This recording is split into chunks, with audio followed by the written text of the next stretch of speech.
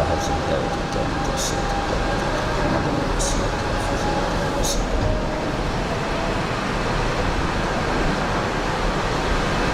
إن الحمد لله نحمده ونستعينه ونستغفره ونعوذ بالله من شرور أنفسنا ومن سيئات أعمالنا من يهده الله فلا مضل له ومن يضلل فلا هادي له وأشهد أن لا إله إلا الله وحده لا شريك له وأشهد أن محمدا عبده ورسوله. يا أيها الذين آمنوا اتقوا الله حق تقاته ولا تموتن إلا وأنتم مسلمون. يا أيها الناس اتقوا ربكم الذي خلقكم من نفس واحدة وخلق منها زوجها وبث منهما رجالا كثيرا ونساء واتقوا الله الذي تساءلون به والأرحام إن الله كان عليكم رقيبا. يا أيها الذين آمنوا اتقوا الله وقولوا قولا سديدا يصلح لكم أعمالكم ويغفر لكم ذنوبكم ومن يطع الله ورسوله فقد فاز فوزا عظيما. أما بعد فإن خير الحديث كتاب الله وخير الهدي هدي محمد صلى الله عليه وسلم وشر الأمور محدثاتها وكل محدثة بدعة وكل بدعة ضلالة الضلالة في النار. أعوذ بالله من الشيطان الرجيم. بسم الله الرحمن الرحيم. يا أيها الذين آمنوا أطيعوا الله وأطيعوا الرسول ولا تبطلوا أعمالكم. سیرت عائشہ پر گفتگو کرتے ہوئے آج یہ ہمارا چوتھا جمعہ ہے.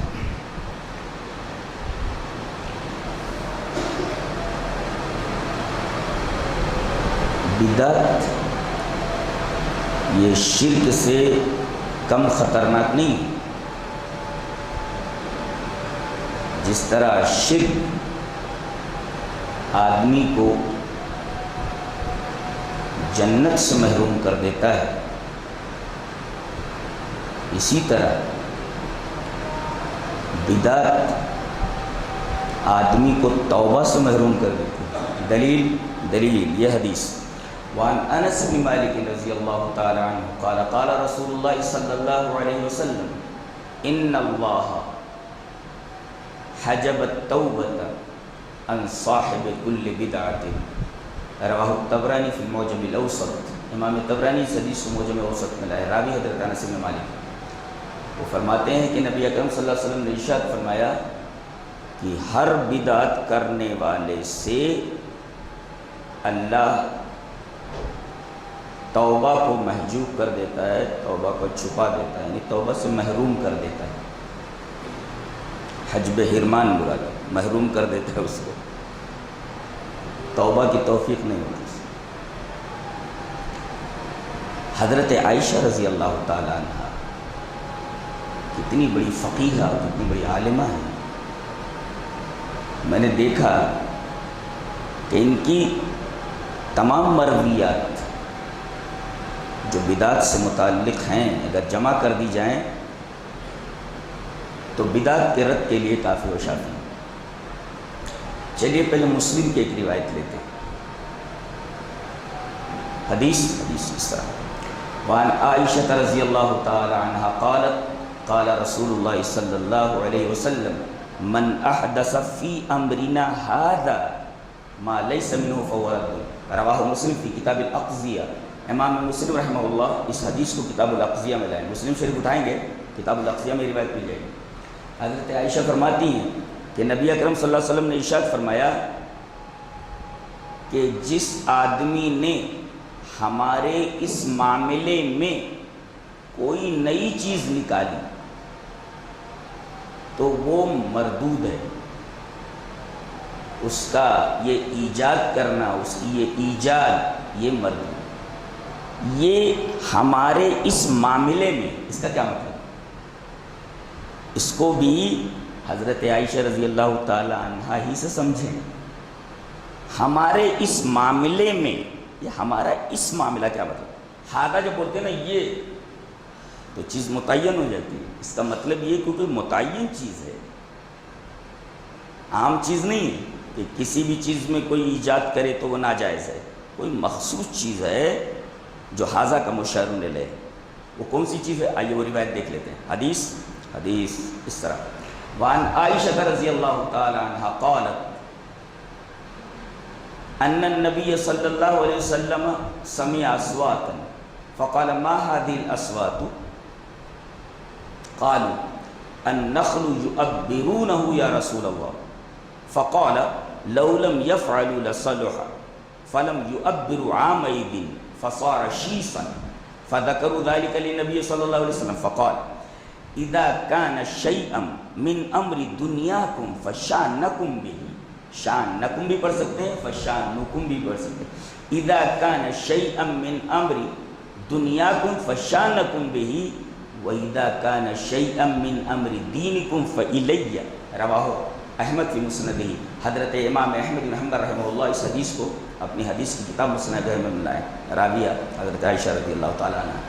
حضرت عائشہ فرماتی ہیں کہ نبی نے باہر کچھ شور سنا، جو آوازیں آ رہی تھیں. نبی نے فرمایا ما هذه الاصوات، یہ آوازیں کیا ہے، یہ کیا شور کیا ہو رہا ہے؟ تو لوگوں نے کہا کہ اللہ کے رسول وہ تعبیر کر رہے ہیں. تعبیر کھجوروں کی، تعبیر کا مطلب پولینیشن، ٹو پولینیٹ. اس کو پولینیٹ کا ترجمہ انگریزی میں دیکھیں گے تو ترجمہ کرتا ہے کہ زر گل کو زرگیرے پر چھڑکنا. تو بہت ہائی فائی اردو ہو گئی. اس کو یوں کہہ لیجئے کہ نر کھجور کے شگوفے کو مادہ کھجور سے متصل کرنا، دیٹ از کالڈ پولینیشن. اس کو قلم کاری بھی کہہ سکتے ہیں، اس کو تلقیح بھی کہہ سکتے ہیں، یعنی قلم کرنا. یہ آج کل پرانے درخت ہوتے ہیں نا، اب اس میں ہاپس کا درخت لگانا ہے تو اس کو قلم کر کے ہاپس کے درخت کو سے جوڑ دیتے ہیں، قلم کر دیتے ہیں. تو اسی طریقے کا کچھ زیرہ وغیرہ ہوتا تھا تو اس کو اس میں ڈال دیتے تھے. تو کہا کہ اللہ کے رسول تعبیر کر رہے ہیں، وہ نر کھجور کے گابھے کو، نر کھجور کے شگوفے کو مادہ کھجور میں ڈال کر کے متصل کر رہے ہیں اس کو. نبی نے کہا نہ کریں تو کوئی بات نہیں ہے. تو صحابہ کرام نے دیکھا کہ نبی کہہ رہے ہیں کہ یہ نہ بھی کریں تو چلتا ہے. فلم یؤبروا عامئذ، اس سال انہوں نے وہ تعبیر نہیں کی، جیسے کہ فصل کا طریقہ تھا لگانے کا. فصار شیصا، پوری فصل تباہ و برباد ہو گئی، پوری فصل تباہ ہو گئی. رسول کے کہنے پر عمل کیا تو پوری فصل تباہ ہو گئی. فذکروا ذلک للنبی صلی اللہ علیہ وسلم. آئے کہا کہ اللہ کے رسول آپ نے کہا تھا کہ ایسا نہ کرو تو بھی ٹھیک ہے، تو ہم نے وہ کام نہیں کیا، پوری کی پوری فصل تباہ ہو گئی. آپ نے ایک اصول بتایا، سنو اذا کان شیئا من امر دنیاکم فشانکم بہ. اگر معاملے کا تعلق تمہاری دنیا سے ہے، اگر دنیاوی معاملہ ہے تو تمہیں اختیار ہے، جس طرح چاہو کرو.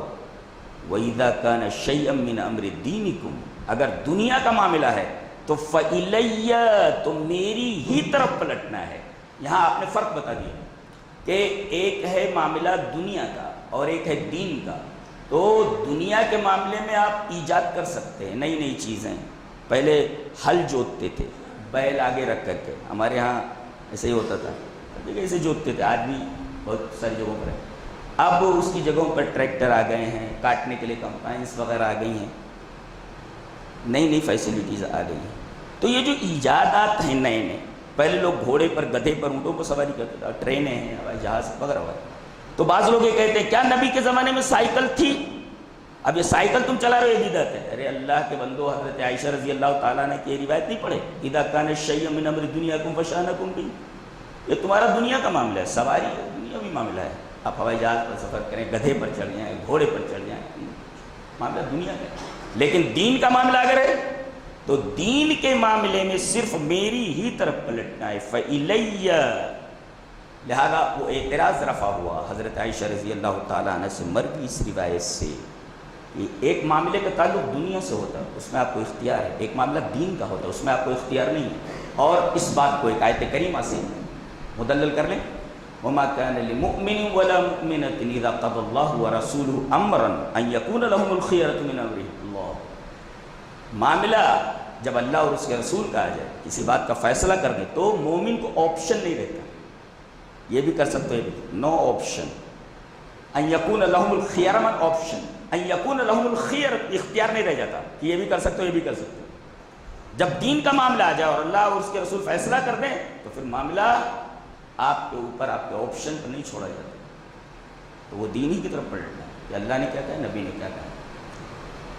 تو حضرت عائشہ سے مروی وہ روایت بتا رہی ہے کہ ہمارے اس معاملے میں تو مشار علیہ کیا ہے، دین، دین کے معاملے میں اگر کوئی نئی چیز ایجاد کرتا ہے جو نبی کے زمانے میں، صحابہ کے زمانے میں نہیں تھی تو وہ مردود ہے وہ۔ اچھا یہ تو ایجاد کی بات ہے، اب کوئی چیز ایجاد ہو گئی، اب کچھ لوگ عمل کرنے لگے، اس سلسلے میں حضرت عائشہ ہی سے روایت، دلیل یہ حدیث، وعن عائشہ رضی اللہ تعالی عنہ قالت ان النبی صلی اللہ علیہ وسلم قال من عمل عملا لیس علیہ امرنا فهو رد، رواہ الدارقطنی فی سننہ۔ حضرت امام دارقطنی بھی اور امام مسلم بھی اس کو ایسے ہی لائیں۔ تو حضرت عائشہ فرماتی ہیں کہ نبی اکرم صلی اللہ علیہ وسلم نے ارشاد فرمایا کہ جس آدمی نے کوئی عمل کیا، کہ ایجاد، کوئی نئی چیز ایجاد کیا تو وہ تو مردود ہے، اب ایجاد کر لیا، اب ایجاد کرنے کے بعد اس ایجاد کے اوپر عمل ہو رہا ہے۔ حضرت عائشہ فرماتی ہیں کہ نبی اکرم صلی اللہ علیہ وسلم نے ارشاد فرمایا کہ جس آدمی نے کوئی ایسا عمل کیا جس پر ہمارا حکم نہیں ہے، ہماری مہر نہیں ہے، فورد، وہ بھی مردود ہے۔ تو ایجاد بھی مردود اور اس ایجاد کے اوپر عمل کرنا وہ بھی مردود ہے۔ یہ ایک عجیب و غریب محاکمہ ہے نبی کریم صلی اللہ علیہ وسلم سے، اور اس روایت کو حضرت عائشہ رضی اللہ تعالیٰ عنہ لاتی ہیں۔ تو یہ تو بدعت کا مفہوم متعین ہوا، اور بدعت کی قباحت و شناعت بھی حضرت انس بن مالک کی روایت سے معلوم ہے کہ اللہ توبہ سے محروم کر دیتا ہے، کتنی خطرناک چیز۔ ایک بدعت ہوتی ہے بدعت مفسقہ، آدمی اگر اس کا ارتکاب کرے تو فاسق ہو جاتا ہے۔ ایک ہوتی ہے بدعت مکفرہ، یہ جہاں بدعت کی بحث ہوتی ہے کہ حدیث صحیح کی جو 5 شرطیں ہیں، ما ثبت بالشروط الخمس، اس میں ایک شق ہے، 5 شرطوں میں سے ایک شرط کیا، ان یکون الراوی مسلما عاقلا تقیا صالحا للروایہ لا فاسقا فاجرا بدعیا۔ تو یہ بدعی جو ہے نا، یہ بدعتی کیسا ہو، اگر یہ روایت یہ بدعت مفسقہ کرتا ہے تو اس کی روایت 2 شرطوں پر لی جاتی ہے، اپنی بدعت کی طرف داعی نہ ہو اور کوئی حدیث روایت نہ کرے جو اس کی بدعت کی تائید نہ ہو۔ ایک بدعت مکفرہ ہوتی ہے، اگر بدعت ایسی ہے جو آدمی کو کافر بنا دے تو ایسے راوی سے روایت نہیں لی جاتی، اور ایک بدعت ہوتی ہے بدعت مشرکہ، آدمی کو مشرک بنا دیتی ہے۔ حضرت عائشہ رضی اللہ تعالیٰ عنہ سے مروی وہ خطرناک بدعت جسے بدعت مشرکہ کہتے ہیں، آدمی کو مشرک بنا دے، امام بخاری رحمہ اللہ اسے کتاب الجنائز میں لائیں، وہ ہے قبر پرستی۔ قبر پرستی ایسی بدعت ہے جو آدمی کو مشرک بنا دیتی ہے، آدمی مشرک ہو جاتا ہے۔ دلیل یہ حدیث پاک، وعن عائشہ رضی اللہ تعالی عنہا قالت قال رسول اللہ صلی اللہ علیہ وسلم فی مرضه الذی مات فیہ لعن اللہ الیہود والنصارى اتخذوا قبور انبیائهم مسجدا قالت ولولا ذلك لأبرزوا قبره غیر انی اخشى ان يتخذ مسجدا۔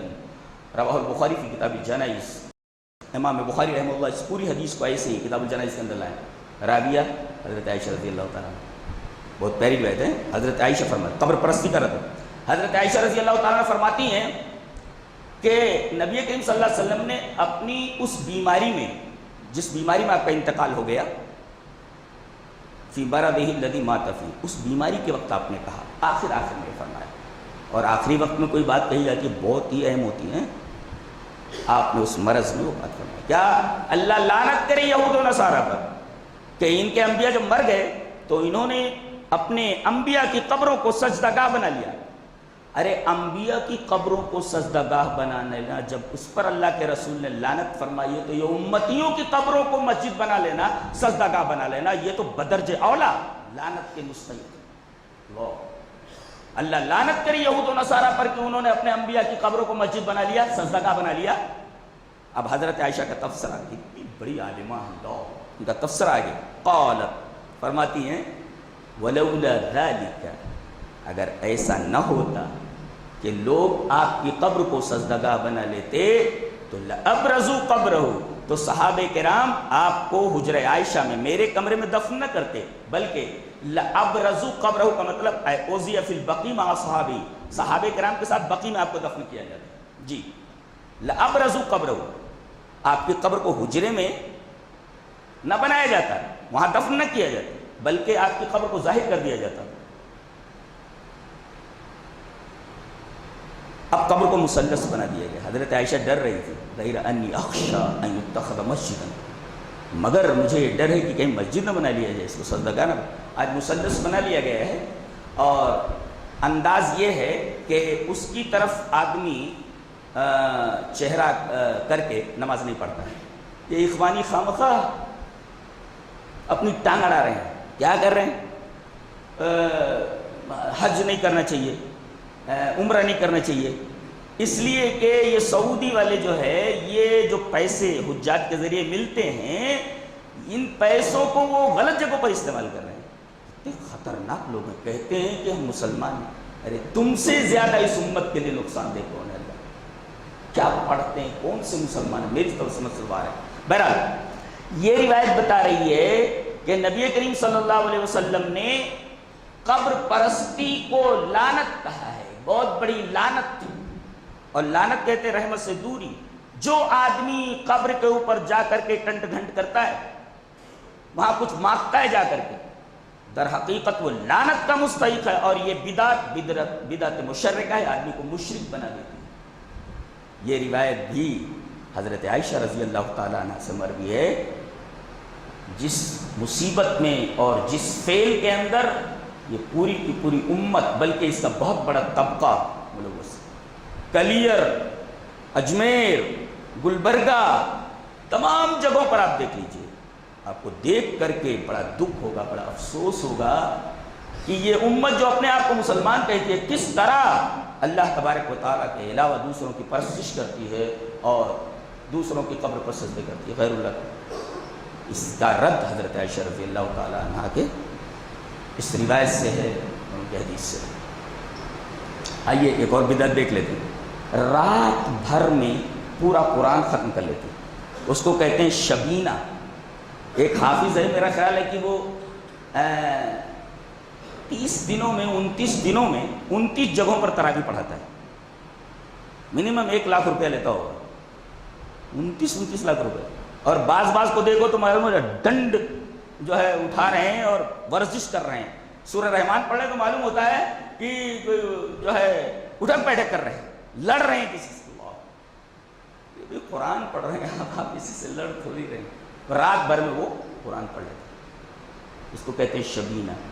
رد حضرت عائشہ رضی اللہ تعالیٰ عنہ. روایت دیکھیے روایت اس طرح وعن عائشہ رضی اللہ تعالیٰ عنہ قالت لا اعلم رسول اللہ صلی اللہ علیہ وسلم قرأ القرآن كله في ليلة ولا قام ليلة حتى الصباح ولا صام شهرا كاملا قط غير رمضان. رواه النسائی فی کتاب الصیام.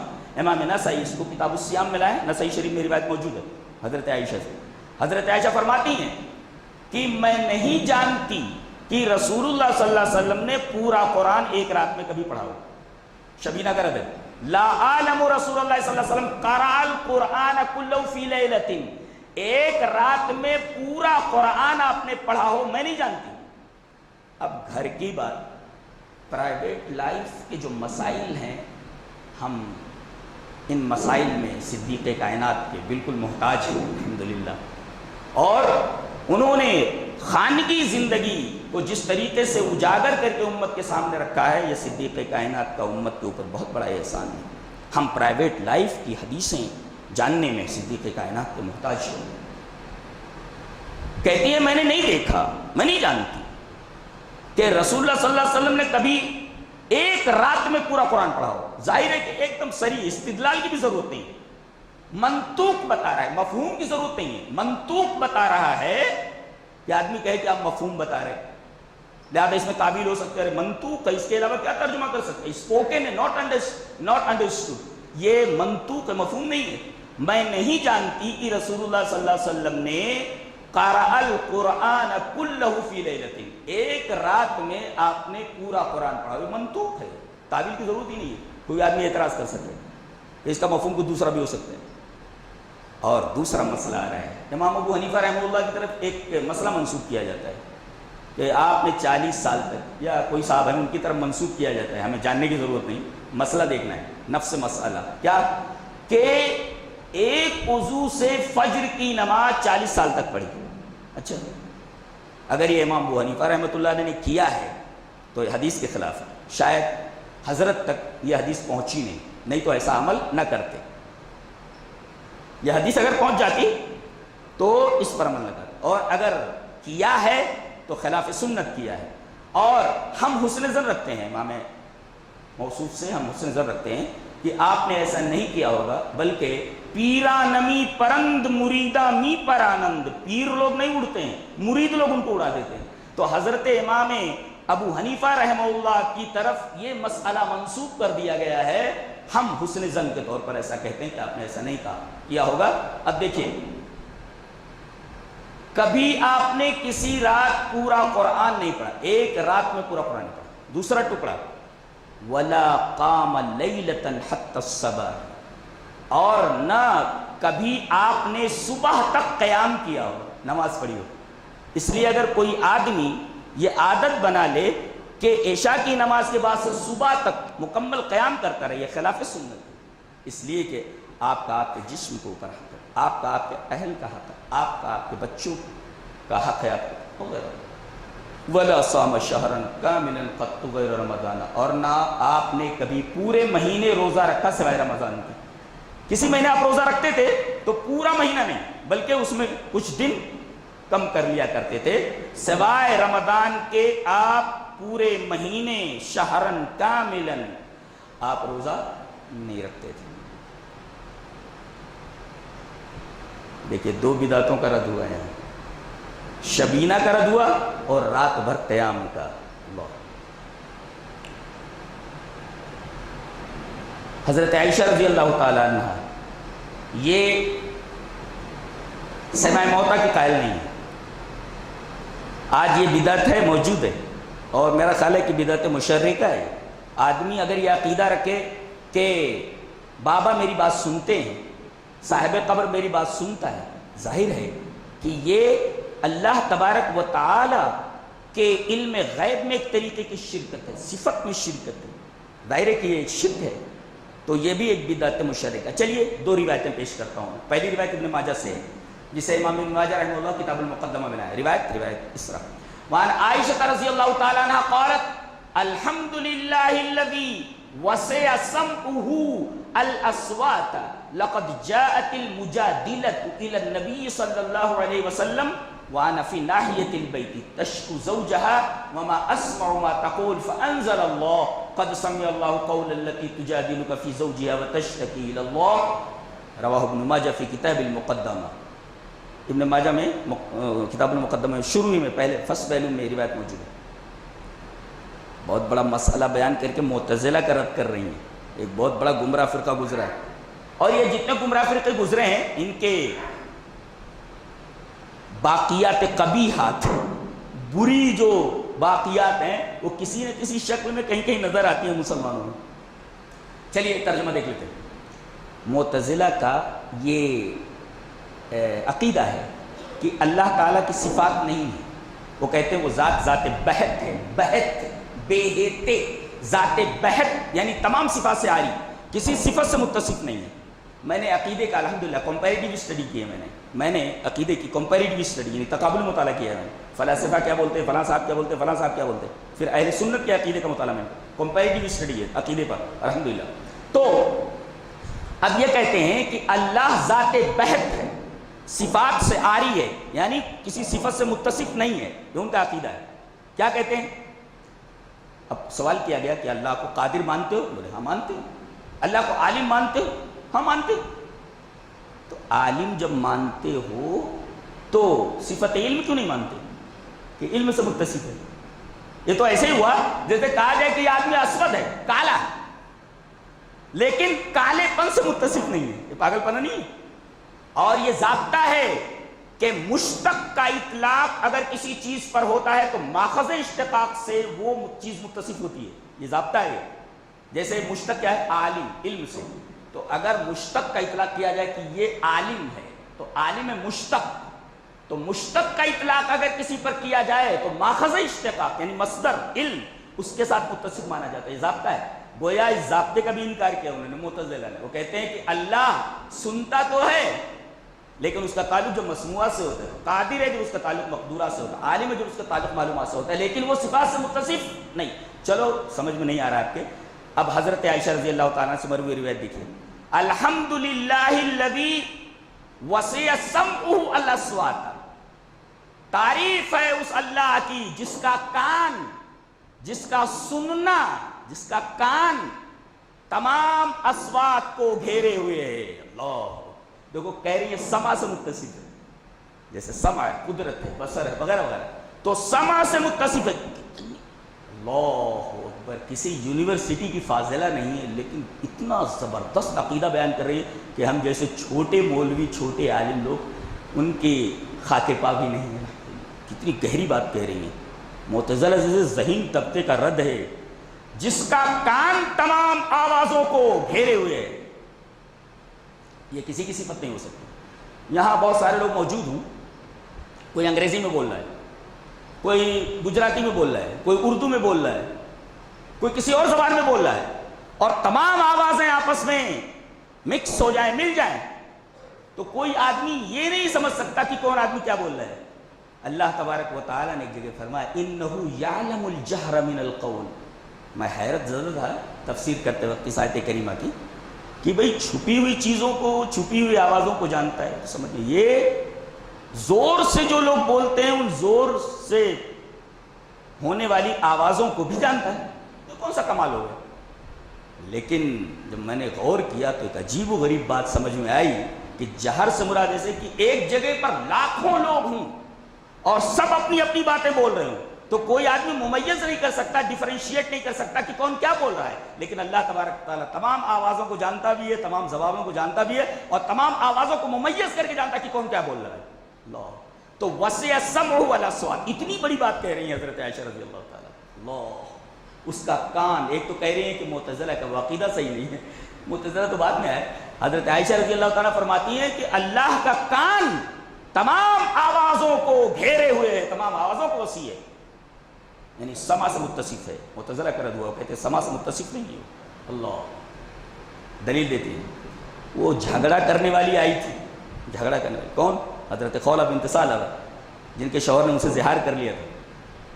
جھگڑا کر رہی، اے اللہ کے رسول میرے شوہر نے مجھ سے زہار کر لیا، چھوٹے چھوٹے بچے ہیں، صبیًا صغارا، چھوٹے چھوٹے بچے ہیں، صبیۃ صغارا، چھوٹے چھوٹے بچے ہیں، اگر میں شوہر کو دے دوں تو وہ ضائع ہو جائیں گے، اور میں اگر اپنے پاس رکھوں تو بھوکے مر جائیں۔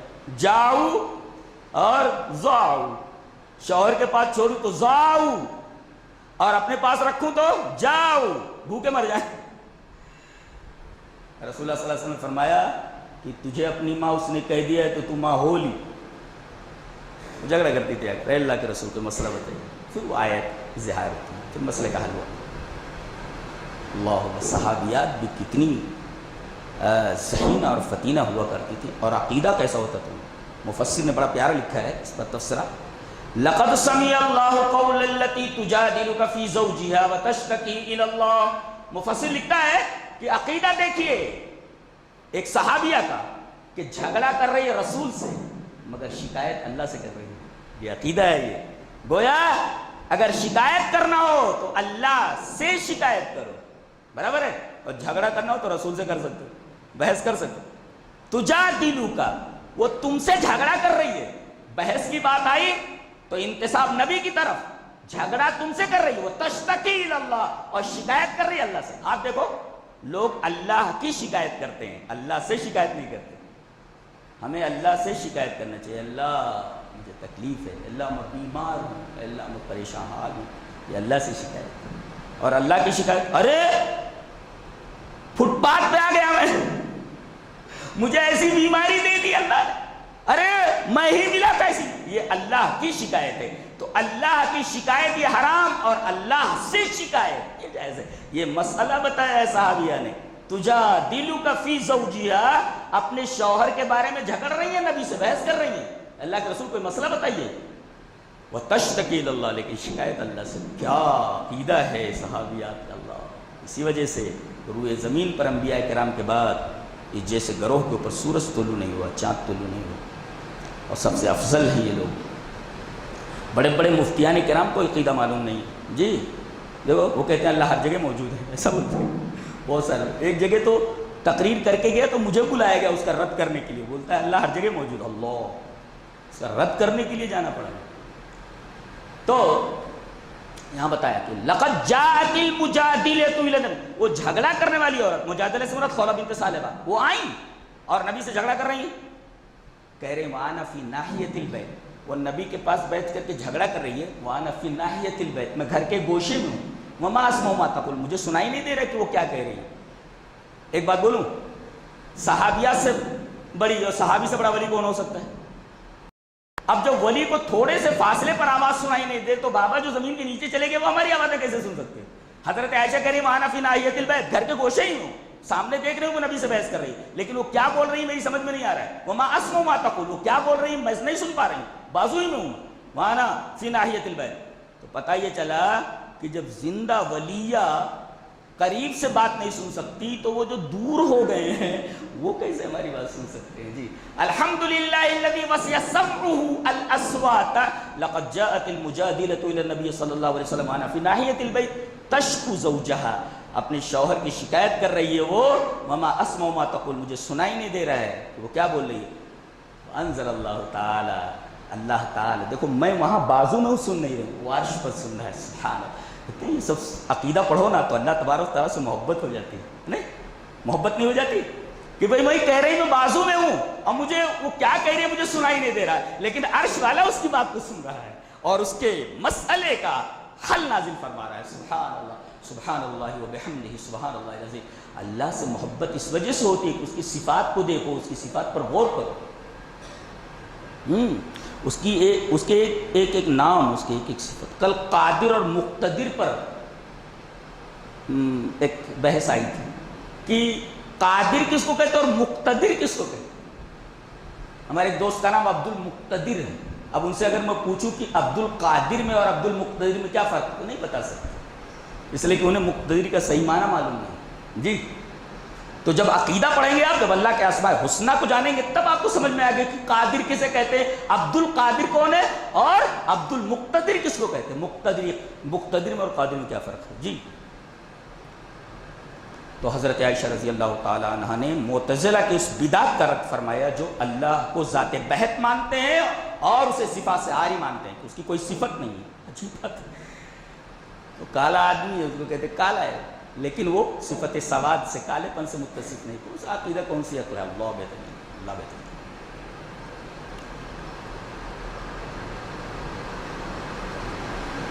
حضرت عائشہ رضی اللہ تعالی عنہ اللہ تعالیٰ کی صفات کے قائل، سماع موتا کی قائل نہیں. دلیل یہ حدیث پر. وعن عائشہ رضی اللہ تعالی عنہ قالت انما قال النبی صلی اللہ علیہ وسلم انہم لیعلمون الآن وان ما كنت اقول لهم حق وقد قال اللہ تعالی انک لا تسمع الموتى. رواہ البخاری فی کتاب الجنائز. امام بخاری اس حدیث کو کتاب الجنائز میں لائے. راویہ جیسے کہ معلوم حضرت عائشہ رضی اللہ تعالیٰ. حضرت عائشہ فرماتی ہیں کہ نبی اکرم صلی اللہ علیہ وسلم نے فرمایا، بہت غور سے سنو، یہ قلیب بدر کا واقعہ ہے. وہ کنواں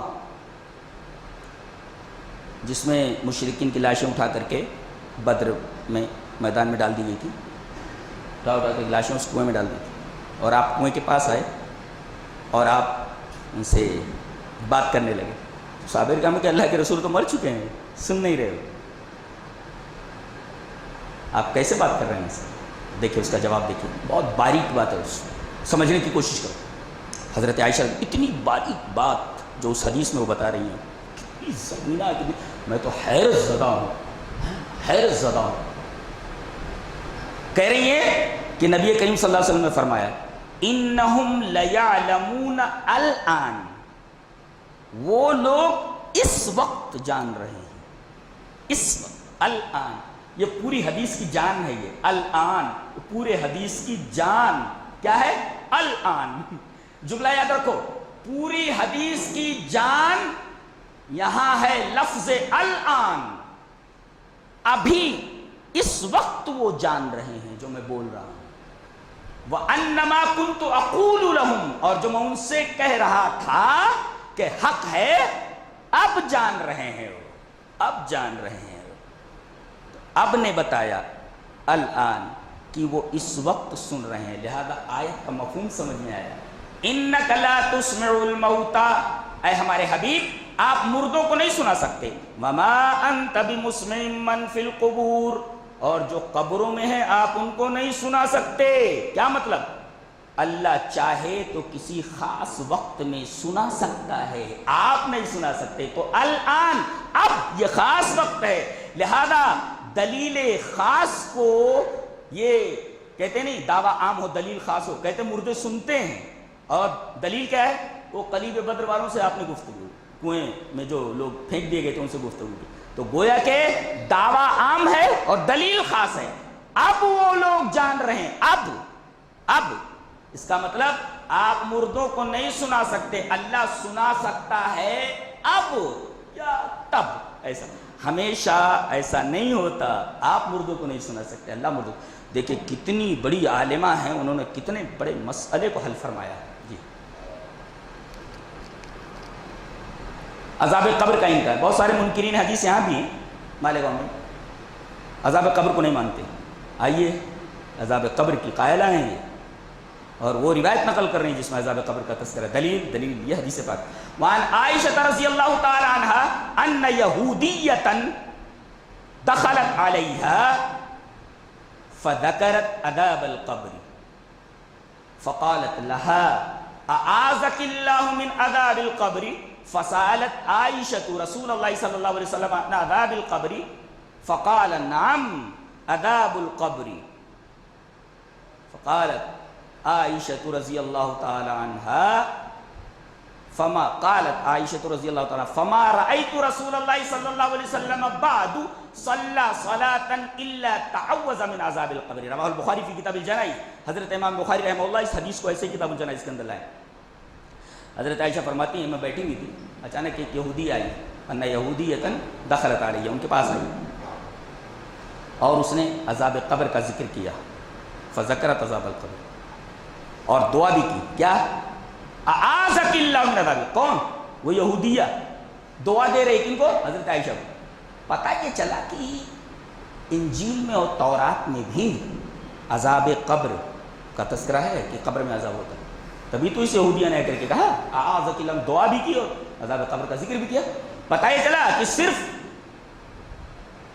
امت مسلمہ ہی میں نہیں بلکہ اس سے پہلے جو کتابیں آئی ہیں یہودیت اور نصرانیت میں بھی عذاب قبر کا تصور تھا. تبھی تو کہہ رہی ہو کہ اعاذک اللہ من عذاب، تمہیں اللہ عذاب قبر سے محفوظ رکھے. حضرت عائشہ کو اس وقت یہ مسئلہ معلوم نہیں تھا.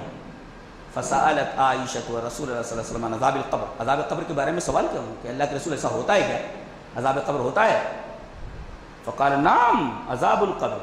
اور اس حدیث کے آخر میں غندر نے اتنا زائد کیا ہے، وزاد غندر عذاب القبر حق. نبی صلی اللہ علیہ وسلم فرمایا عذاب القبر، نام عذاب القبر، اے عذاب القبر حق، عذاب قبر حق ہے. صحیح ہے. کوئی مانے حق کسے بولتے ہیں؟ مانو یا نہ مانو بات یہی ہے. حق کس کو بولتے ہیں؟ کوئی کہے واٹ از حق، حق کس کو بولتے ہیں؟ تو یہ کہہ دو حق کی تعریف ہے، ڈیفینیشن یہ ہے مانو یا نہ مانو بات یہی ہے، اس کو کہتے ہیں حق. تو عذاب القبر حق، کوئی مانے یا نہ مانے، منکر حدیث مانے یا نہ مانے، حق ہے تو سو ہے، مان یا نہ مان وہ چیز ہے.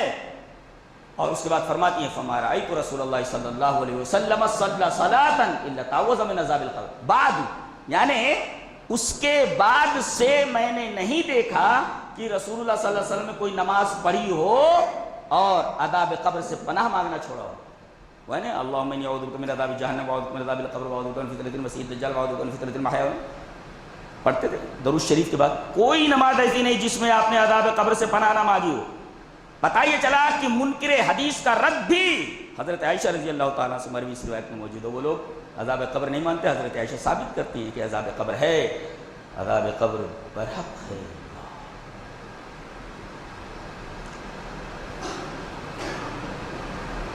ایک مسئلہ اور لے لیں, یہ جیسے آپ لوگوں کے تعلقات رہتے ہیں, لوم والوں کے بہت سارے لوگ غیر مسلم بھائیوں سے رہتے ہیں تعلقات لین دین کے. اب وہ لوگ کیا ہوتا ہے کہ اپنے کسی تہوار کے موقع پہ کچھ بھیجتے ہیں. یہ بنگال میں ایک لیکچر تھا میرا, تو اس میں خواتین کی طرف سے سوال آیا تھا, تو میں نے یہ جو حدیث حضرت عائشہ سے مروی میں نے پیش کر دی تھی. میں نے کہا کہ یہ حدیث پیش کر دیتا ہوں, استدلال آپ لوگ کر لو. تو یہ اپنے تہوار کے موقع پر اگر وہ کچھ دیں تو لینا کیسا ہے؟ ایسا یہ روایت بھی اس مسئلے کو واضح کرنے کے تعلق سے جو ہے وہ حضرت عائشہ سے مروی. دلیل یہ حدیث, حدثنا جریر عن قابوس عن ابیہ ان امرأة سألت عائشہ رضی اللہ تعالی عنہ فقالت ان لنا ازعارا. وہ میں مصنف بھی اب شیبہ کی یہ روایت تھی, 3 دن سے پریشان تھا میں. کہیں پر لکھا اطیارا. اطیار تو کیا مطلب؟ تیرون کی جمع اطیار. ہمارے پاس کچھ چڑیاں ہیں مجوسی, بیٹھ ہی نہیں رہتا. کہیں دیکھ رہا ہے اطار بھی کا, تو اطار کا مطلب ہوتا ہے ٹائر فریم ہوتا ہے. اطار کا کیا مطلب ہے؟ ٹائر وائر ہوتا نہیں پہلے. پریشان تھا یہ لفظ ہے کیا اصل میں. تو نقطہ نہیں ہے وہاں توئے پر, وہ زوئے ہو, وہ زیرون مانے دایا یا دایا کا شوہر, دایا یا شوہر دایا, دیٹ از کالڈ ذکر. جمع ازعار. ازعار بھی آتا ہے, ازعار اس کی جمع ہے کہ ظہور آتی ہے اور ایک آتی ہے ازعار. تو ایسے اطار کی طرح لکھا الف توئے الف رے. میں پریشان ہوں کس کو کیا پڑھوں, اطار پڑھوں, پھر مجوس نہیں بیٹھ رہے وہاں سے. تو ازعار میں ذہن اس طرف گیا. تو ان لنا ازعارا من المجوسی, ہمارے ہاں کچھ مجوسی جو آگ کو پوجتی ہیں عورتیں, وہ ہمارے یہاں کام کرتی ہیں. تو ان کے جو شوہر ہیں وَأَنَّهُمْ يَكُونُ لَهُمُ الْعِيدُ فَيُهْدُونَ لَنَا فَقَالَ. تو مسئلہ بتا رہی ہیں, اما ما ذُبِحَ لِذَلِكَ الْيَوْمِ فَلَا تَأْكُلُوهُ وَكُلُوا مِنْ أَشْجَارِهِمْ رواہ ابن ابی شیبہ فی مصنفہ. پوچھا کہ وہ لوگ تحفے میں دیتے ہیں اپنے تہوار کے موقع پر, مہرجان ہے یا نیروز ہے یا کچھ بھی ہے ان کا جو تہوار ہے, اس تہوار کے موقع پر فیہدون لنا, کچھ ہدیے میں ہم کو دیتے ہیں. حالانکہ مجوسی ہیں, وہ آتش پرست مشرک ہیں, وہ کافر ہیں. تو وہ لوگ ان کے شوہر ہمیں ہدیہ کرتے ہیں لا کر کے, جو عورتیں ہمارے یہاں کام کرتی ہیں دایا وغیرہ. تو ام المومنین فرمائیے مسئلہ کیا ہے اس سلسلے میں, لے لیں مسئلہ بتا دیں. اما ما ذبح لذالک اليوم, اس دن اگر وہ کچھ ذبیحہ کرتے ہیں, گوشت وغیرہ لا کر کے دیتے ہیں, تو فلا تاکلوا, تو گوشت وغیرہ نہیں لینا. وَكُلُوا مِنْ أَشْجَارِهِمْ, ان کے درختوں سے جو چیز آتی ہے, پھل دے دیں لے لو, کپڑا دے دیں لے لو, کوئی ایسی چیز دے دیں وہ لے سکتے ہو. مگر گوشت کا جہاں تک معاملہ ہے تو اس پر ہو سکتا ہے کہ بسم اللہ نہ پڑھا گیا ہو اور غیر اللہ کا نام لیا گیا ہو, تو ذبح کی ہوئی چیزیں وہ مت لو. ہاں پھل وغیرہ اگر دیں تو لے سکتے ہو, لیکن اس کے بارے میں بھی محتاط رہو کہ اگر کہیں ایسا لگے کہ یہ پھل کسی بت کے سامنے پیش کیا گیا تھا, چڑھاوا تھا, یہ معلوم ہو جائے تو اس کو بھی آپ نہیں لے سکتے. بہرحال مسئلہ یہ عام ہے کہ اما ما ذبح لذالک اليوم فلا تاکلوا, گوشت وغیرہ دے تو نہ لو. وکلوا من الجار, پھل وغیرہ دے تو تہوار کے موقع پر اگر وہ دے رہے ہیں تو دے دو. یہ حضرت عائشہ رضی اللہ تعالیٰ عنہ سے گہرا مسئلہ ہے, پیش کیا گیا. چلیے انشاءاللہ بقیہ چیز اگلے جمعہ کے اندر کر لیتے ہیں. وآخر دعوانا الحمدللہ رب العالمین.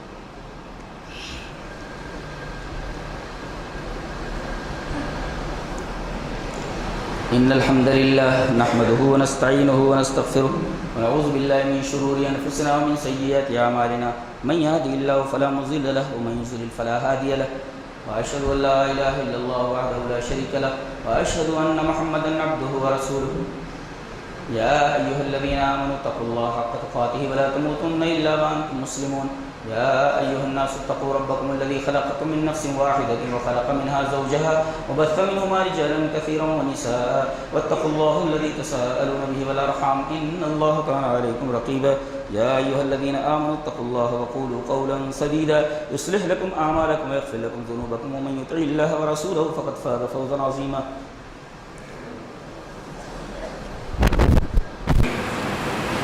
اور حضرت عائشہ فرماتی ہیں کہ میں نے ہی جبرائیل کو دیکھا. اب اسے پتہ چلتا ہے کسی اور نے نہیں دیکھا, لیکن ایک صحابی اور ہم کہتے ہیں میں نے بھی دیکھا. تو بظاہر دونوں میں تعارض ہے. تو میں نے یہ وہ دیکھنے والی کون ہے؟ دوسری ام سلمہ ہے جی. اور دونوں نے کس شکل میں دیکھا؟ دہیہ کلبی کی شکل میں دونوں نے دیکھا.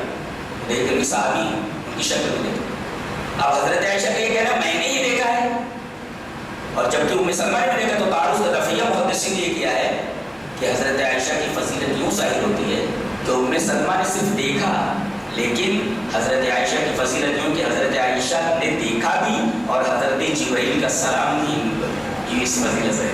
تو یہ ضروری سوال تھا, لازمی سوال تھا کہ فضیلت ظاہر ہو. دیکھا مگر سلام آیا, سلام یہ اصل ہے جو فضیلت کو ظاہر کرنا.